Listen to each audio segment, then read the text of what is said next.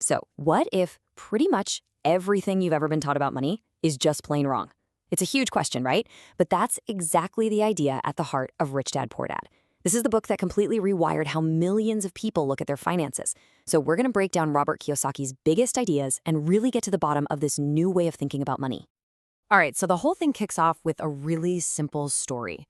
You see, Kiyosaki had two father figures growing up. There was his own dad, who he calls his poor dad, and then there was his best friend's dad, his rich dad. Now, both of them gave him advice, but their ideas about money were, well, they were from different planets. This huge contrast is what made a young Kiyosaki stop and think, wait a minute, and start questioning everything he was being taught. And this leads us to the book's very first lesson, and honestly, it's a bombshell. It's designed to stop you dead in your tracks because it just flips everything we've ever been told completely upside down. You know the drill, right? Go to school, get a good job, work hard for that paycheck. But Rich Dad's lesson? It basically says that while you're playing checkers, the wealthier are playing a completely different game of chess. And the difference between these two guys is just night and day. So you've got poor dad. He's super smart, highly educated, works for the government. For him, the ultimate goal was job security, a steady paycheck, good benefits. That was everything. Then you have Rich Dad. He actually dropped out of school early on and saw that whole safe job path as the biggest trap of all. He was all about financial freedom, thinking for yourself, and, not just accepting the way things are supposed to be. So this huge difference in how they thought, it leads us right to the big problem the book is trying to fix.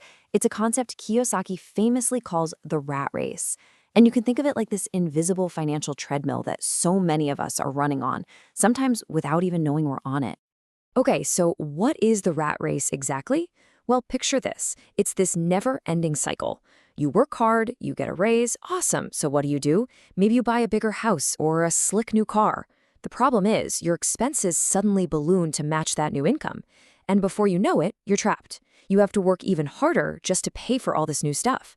It's exactly like a hamster on a wheel, just running and running and running, but you're not actually going anywhere. And this is where the trap starts to snap shut. Your paycheck gets bigger, which feels amazing, right? But then, almost without thinking, your spending goes right up along with it. We call it lifestyle inflation, and it's the very first step that gets you stuck on that wheel. And all that extra spending, it's not just disappearing into thin air. Nope. It's piling up in what the book calls your liabilities column. We're talking a bigger mortgage, new car payments, more credit card debt. And suddenly, you're locked in. The sheer weight of all these new bills is what chains you to that wheel and forces you to keep running. Okay, so how in the world do you get off this thing? Is there an escape hatch? Well, there is. And it all comes down to understanding what is probably the single most important lesson in the entire book.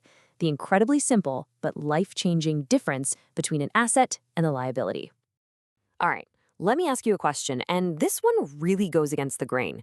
We've all been told for, forever, that our house is our biggest asset. It's the American dream, right? But is it? Is your house really an asset? According to the Rich Dad philosophy, the answer is probably not what you think. So let's just forget all the complicated, jargon-filled definitions you'd find in a textbook.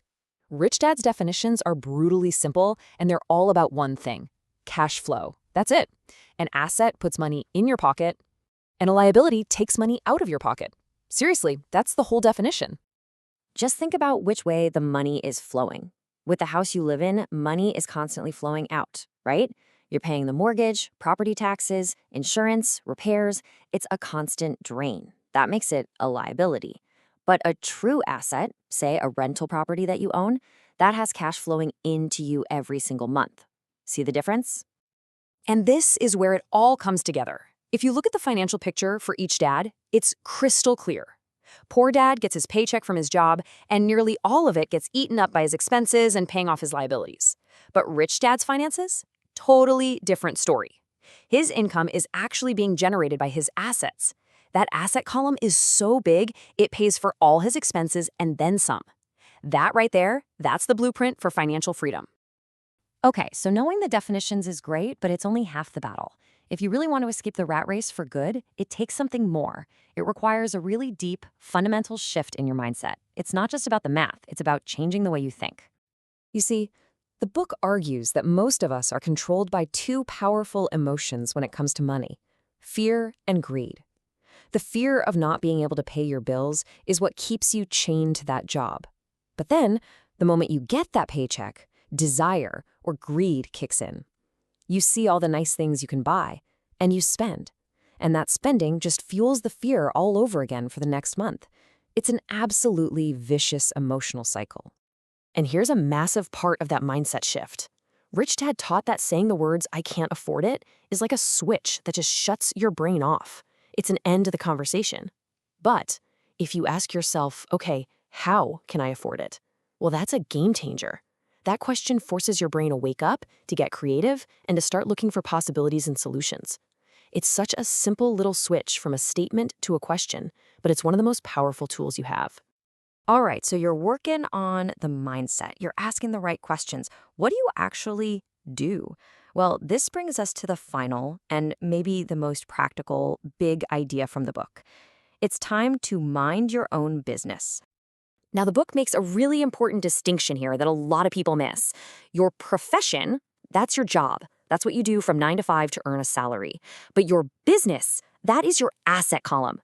The goal isn't necessarily to quit your job. The goal is to use your job to pay the bills and then use every spare dollar and every spare moment to mind your own business, which really just means building up that asset column.